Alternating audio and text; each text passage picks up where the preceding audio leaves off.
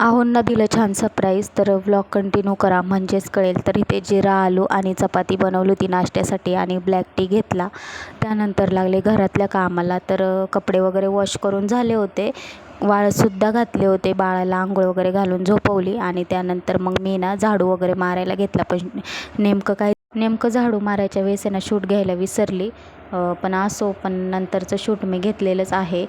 तर मग इथे बाळाला पण झोपवलं होतं तोपर्यंत. मग लगेच सगळी डीप क्लिनिंग पुसून घेतली, फरशी क्लिनिंग करून घेतली आणि त्यानंतर मग आले किचनमध्ये. मग किचनमध्ये भांडी वगैरे मांडायचे होते, वॉश केले होते. किचन स्वच्छ पुसच तोपर्यंत बाळ इथे उठलं होतं.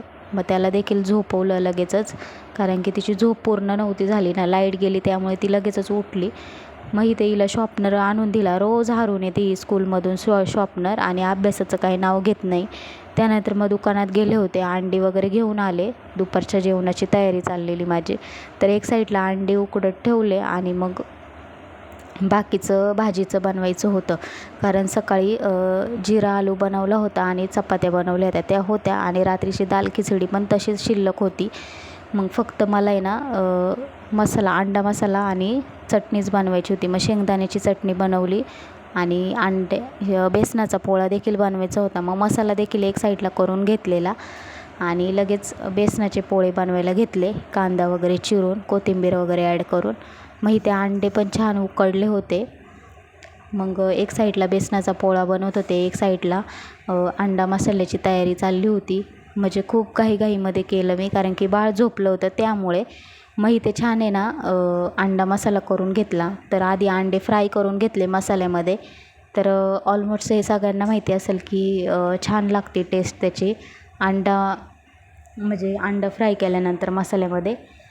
त्यानंतर मग इथे मसाला देखील छान परतून घेतला आणि बाकीचे पावडर मसाले पण ॲड करायचे बाकीच होते. तर इथे बेसनाचे पोळे देखील आपले तयार झालेले.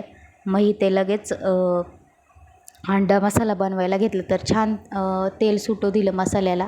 तोपर्यंत बेसनाचे पोळे पण तयार होते आपले. मग इथे शेंगदाण्याची चटणी लगेच तळून घेतली आणि एक साईडला मग अंडा मसाला देखील तयार होता आपला. तर असा झाला माझा स्वयंपाक आजचा, मस्त टेस्टी. तर मिस्टरांना काय सरप्राईज दिलं तर पुढं सांगतेच मी. व्लॉग कंटिन्यू करा, हे मी आधीच सांगितलेलं आहे. तर इथे 7:30 वाजले होते. मग मी इथे ना मस्त रवा ढोकळा करायला घेतला. पण बॅटर वगैरे छान मी आधीच फेटून वगैरे ठेवलं होतं 20 मिनटं.